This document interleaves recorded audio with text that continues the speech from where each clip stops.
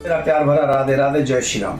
आज सनातन धर्म का, सनातनियों का नव वर्ष है और आज के दिन से संवत्सर 82 प्रारंभ हो रहा है। और हम लोगों का ये सौभाग्य है कि जब हमारा नव वर्ष होता है तो प्रकृति भी बदलती है, अन्य इत्यादि की व्यवस्थाएं भी होती है, पुष्प भी नए नए आते हैं, वृक्षों पे पत्ते नए नए आते हैं, नदियों का जल स्वच्छ और निर्मल होने लग जाता है। आदि आदि प्रकृति पूरा अपना रंग दिखाती है और इससे हमें पता चलता है कि हम जब नव वर्ष कह रहे हैं तो प्रकृति का नव वर्ष चल रहा है। तो आपको बहुत बहुत बधाई, नव वर्ष की बहुत बहुत बधाई। अभी मैं ठाकुर जी के मंदिर में गया और ठाकुर जी को माला अर्पण कर रहा था तो अचानक से मुझे वो माल्य अर्पण करते समय एक चीज याद आई जो मुझे लगा कि मैं नव वर्ष के दिन, नवरात्रि के दिन, पहले ही दिन में मैं आप सबको बताऊं। और आपको सोचना चाहिए, अगर आप अपने आप को हिंदू कहते हैं, अगर आप अपने आप को भगवान का भक्त कहते हैं, अगर आप अपने आप को थोड़ा भी आस्तिक समझते हैं, आप ये वीडियो देखिए, अपने बच्चों को जरूर दिखाइए और थोड़ा सोचिए कि किसी मंदिर के बाहर कोई प्रभु को न मानने वाला, भगवान को न मानने वाला बैठा है और वो माला बना रहा है। और वो माला बनाकर माला में धागा डाला जाता है और जो धागा डाल रहा है वो मुंह में डाल के अपने जीभ से उसको सही कर रहा है, सीधी कर रहा है। कईयों के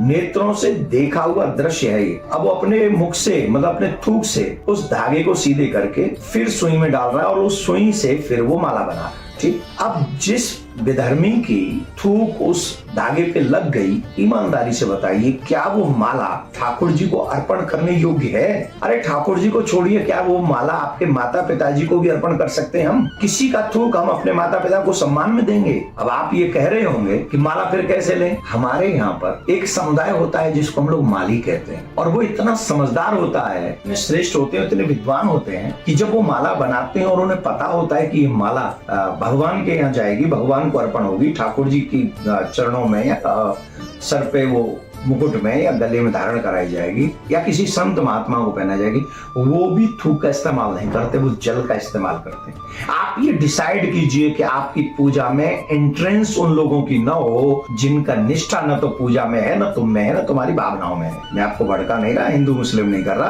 पर मेरी पूजा की सुरक्षा मैं करूंगा, इट्स माई राइट। और अगर मैं पूजा नहीं कर सकता तो फिर भूखा रहने की कोई आवश्यकता नहीं, कोई व्रत नहीं, मैं ढंग से पवित्रता से पूजा नहीं करूंगा तो मुझे कोई व्रत करने की आवश्यकता नहीं, कोई ढोंग करने की आवश्यकता नहीं। अगर निष्ठा है तो हमें पूजा पवित्र रखनी, पुष्प भी, माला भी, भोग भी, पूजा सामग्री भी, ये सब पवित्रता से रखना पड़ेगा, जिसके कारण हमारे ठाकुर जी, हमारी देवी माँ, हमारे गुरुदेव हमसे प्रसन्न हो और हमारी भावना को समझे।